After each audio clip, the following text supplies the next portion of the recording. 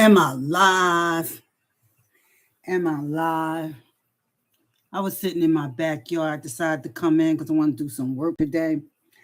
But I want to talk about the law recognizes that there are instances where homicide, the taking of another life, is acceptable. It's okay. And those are times where you, the person, is in fear of death or bodily injury. Now, when I was a little girl, I grew up in the hood, and we fight in the hood. We fight people, family, everybody be fighting. There probably were more fights when I was growing up than now, you know? And we didn't put our fights because we didn't have internet. But anyway,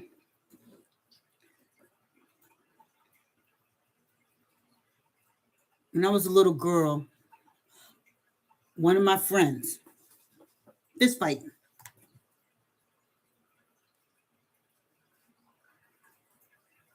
accidentally fell, slipped, and hit her head on concrete, a concrete step. She ended up dying. It was the first time I ever went to a funeral of a young person. I remember Tracy in that coffin to this day. I remember she was dressed in a white dress. She had gloves on, like a usher. She reminded me of like an usher outfit. And I touched her body. This was a family friend. This was family. She was the youngest. It was a big age difference between her and her older siblings. Her older siblings were my mother's age, and she was a little older than me. She slipped back and hit her head. And I remember touching her body, and it was so cold. It was hard. And my mother said, "See what happened to you when you fight?" So for a while, I was scared to fight. That's the worst thing you could tell a child. I was afraid to fight because I was afraid that I was gonna die. I was gonna kill somebody. So that that emboldened the bullies. There's only 2 bullies in our neighborhood. Well, 3. One bully, one I had those plastic, jelly beans on. She want no reason. Can't tell you to this day why she wanted to fight me. I slipped while we were fighting on a rock by building 2. I slipped by the playground. And when I fell, I was trying to break my fall. When I went to the ground, she took her foot and stomped me in my face twice.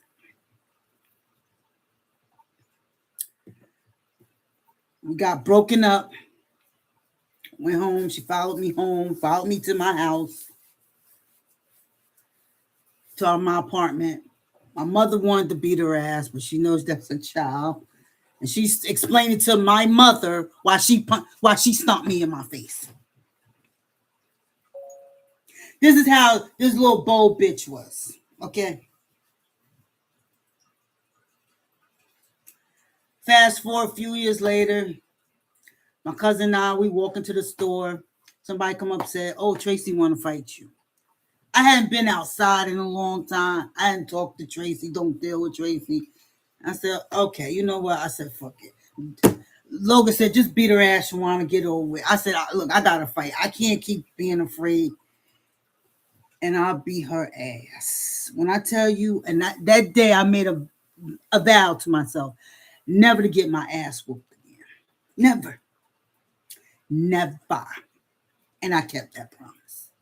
I kept it in the courtroom, boardroom.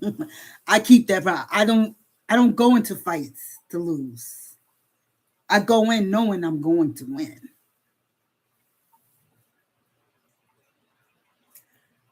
I said that to say this. Once I beat her ass, and then I ran after the other bully to beat her ass, she ran from me. After that, I had no more problems. No more problems. I even got a scar on my chest. I'm fighting. It's getting lighter. Wow, it's lightening up a lot. Gravity. Right here. My cousin had to handle her.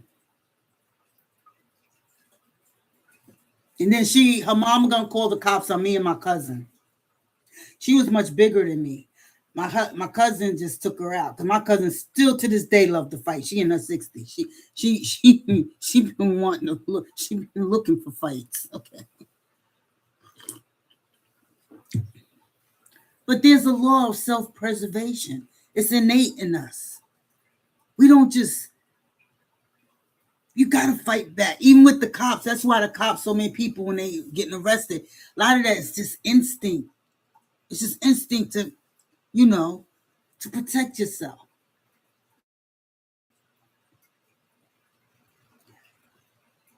So the reason why this case is so hurtful because I've been bullied through the internet, because most of y'all some punk bitches, y'all would never do the shit you do on this internet.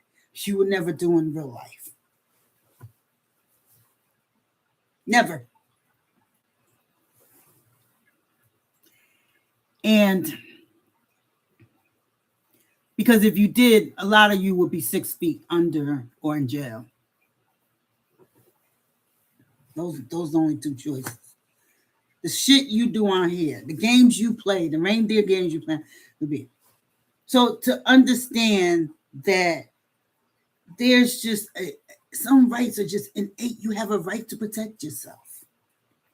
And that's what the hardest part. And guess what in life?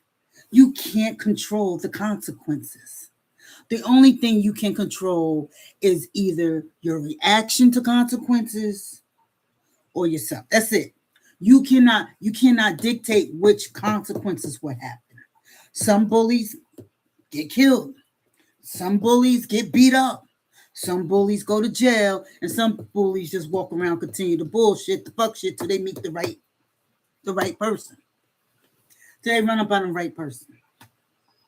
And that's what's so hard. This case was a classic case of self-defense. Now, based on what was being reported, I really thought that the defense attorney was too, because this was a classic case of self-defense, that he didn't even feel like he had to put on a hard show. He thought these people would have common sense. You can't leave that to the jury.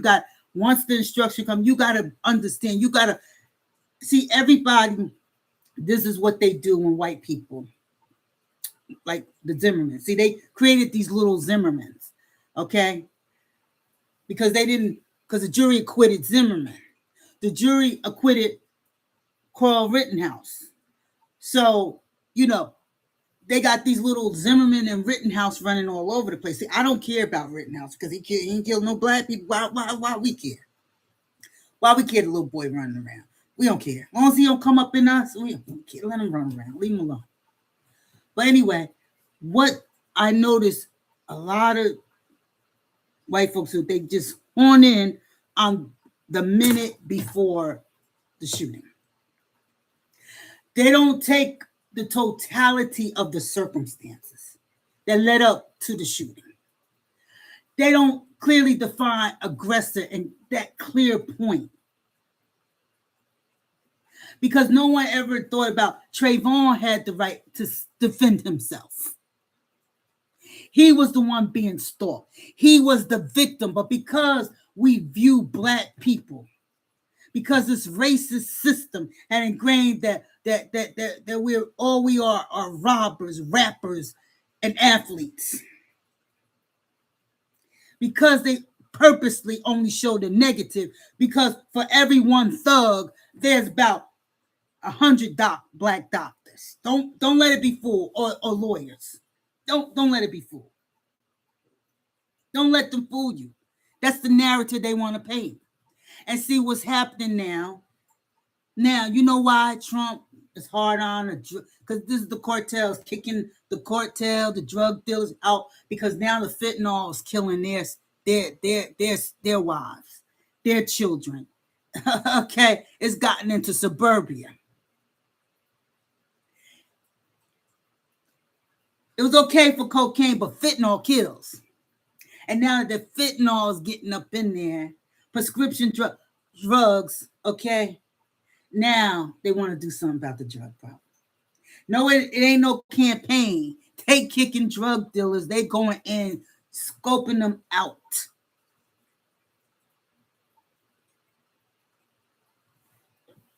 Because now it's impacting the rich. But when they dropped crack into our community, not enough people took the bait. Not enough people. They got some, but not enough. But they dropped the crack in our community. The boys sold it and then punished them for selling it. Okay. Punished the drug addict for buying it. So that their prisons can be filled, so their friends can have the contracts, because now everything, you make a lot of money off the phone calls, off the commissary, off the sending money, it's big business, billions and billions of dollars.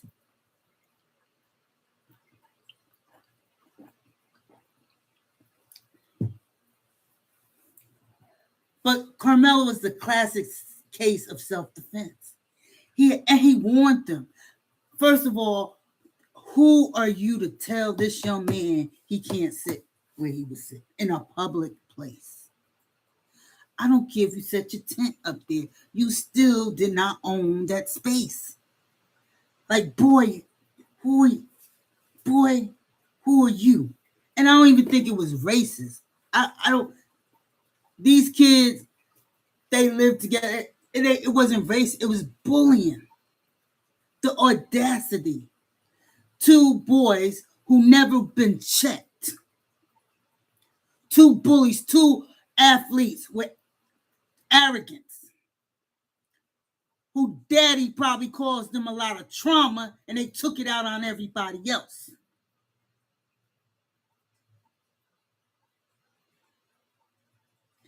And they picked the smallest guy. They ain't picked no buff guy. They picked the smallest guy who didn't go to their school. And what started out probably, bantering, ends up a kid dead. Dead. Why? Because that person had a right to self-preservation. What happened to good manners? What happened to being chill? Who are you to come up there sitting down under a tent chilling? And I don't blame them kids as much as I blame the adults.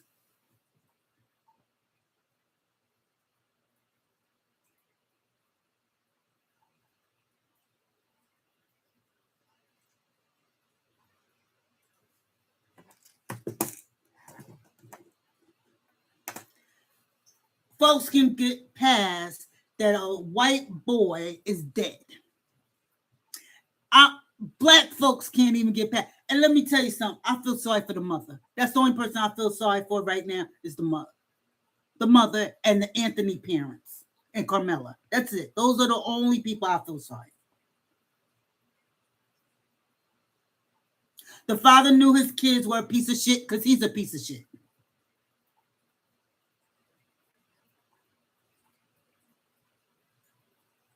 Schools have not done enough against bullying, especially athletes. They don't put the athletes in check. They worship, because I'm in football country.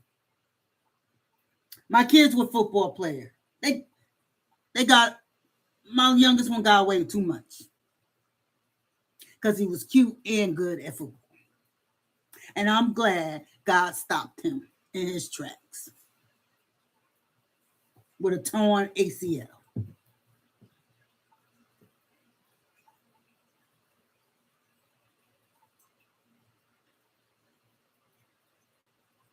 I'd rather for them to own a team than to play for a team.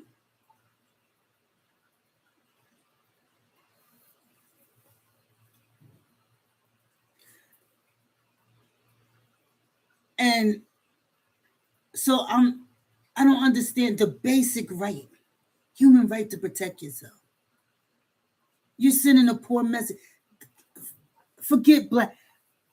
These kids, racism, they don't even understand it because they've lived in mixed communities. And black folks, you gotta train your kids when they get out here in suburban life.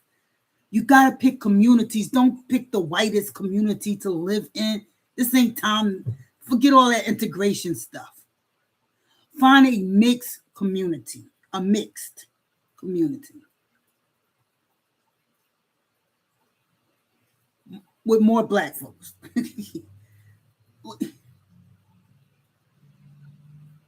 We gotta live. We gotta live as life is, not as it should be.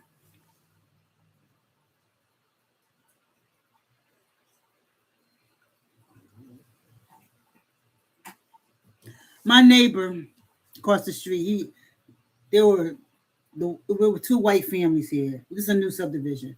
One got out of Dodge. He was like, too many niggas up in here. Beautiful subdivision. My neighbor across the street, he's Caucasian. Then we got Latinos. It's a mixed community. I never spoke to them. I said, until they speak to me, I ain't speaking to them. They spoke to my husband, my kids, everybody. One day, I saw the guy across the street.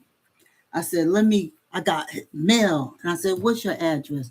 And I said, okay, I got some mail for you. So he said, and I got some mail for you. And we exchanged. And that's when we started talking. And I said, what's your name? He said, Sean. I said, I'm Shawana. I said, so we can't forget each other. Sean got money. They young white couple. Got a little kid. They mix. Well, the girl's Asian and he's white. Sean got money.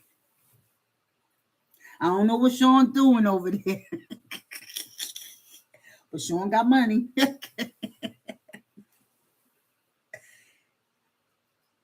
Him his little Asian. I don't know if that's his wife or his girlfriend. But they got a little kid and everything. But that's when we started talking. And ever since then, it's now my other black neighbor, they moved in, they got 5 kids. She came over and we just hugged each other. Moms know. She got teenagers. We hugging each other. I said, I know you ain't got to say nothing. You ain't got to say a word. We just hug. Then my other neighbor on the other side, Puppy loved them. The puppy, they Puppy entertained them. She said Puppy used to just bark at us, but then after a while he got used to, we were good people. He would just sit there and stare. And Puppy was like, just don't get too close to the gate. I miss my puppy. Let me start talking about Puppy before I start crying up in this place. I'm gonna avenge his death. Oh my God. I'm taking down five places. Something.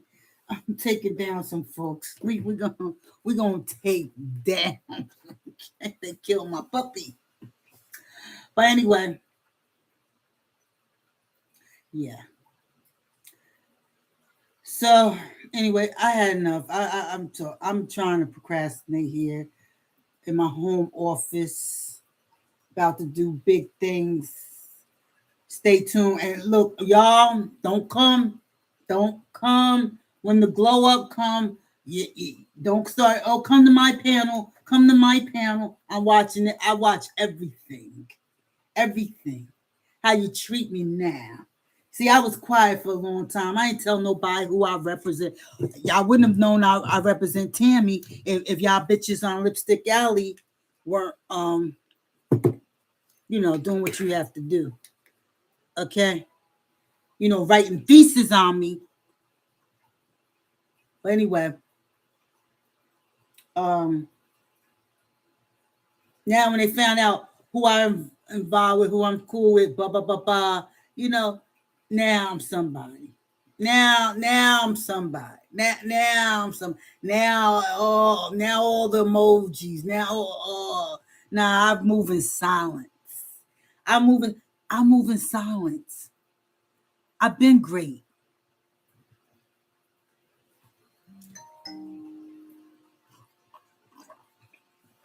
My soror texted me. She texts me every morning. My line sister. Let me see what she say. Soror, what color straw brim hat you want? Blue or orange? Blue.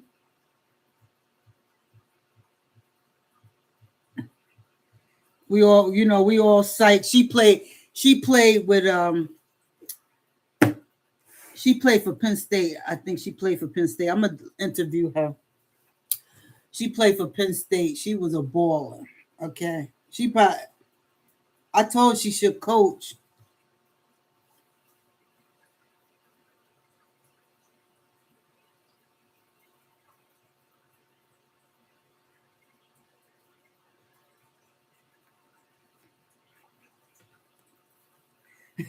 She said, "What color's Nick hat you want?" I said, "Blue or orange."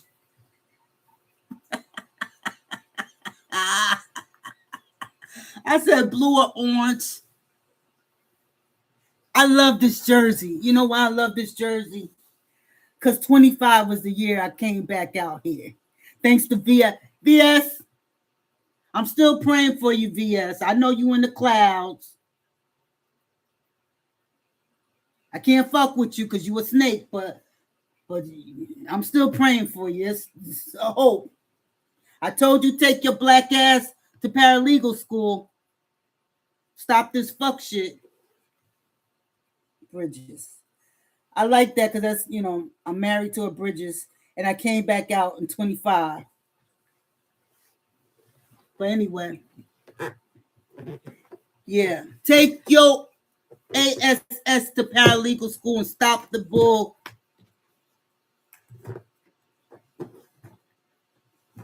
Because when I'm done, y'all all gonna have to find new jobs. The bullying, all that stuff got stopped. It's got stopped. It's got stopped. All the doxing, name calling. I mean, y'all just obsessed. Y'all too obsessed with each other. So anyway, all right. Have a nice day. I'm gonna start getting here, do some work, do some arts and craft. Keep from cussing people out. All right. Have a nice day. Go Knicks, go. Go Knicks, go. Yeah, they did it. Girl, child, man, New York, man. Everybody down here all summer. All summer. All summer. That's all you're going to see. All summer. Have a nice day. Keep Carmela in your prayers and take care. Bye.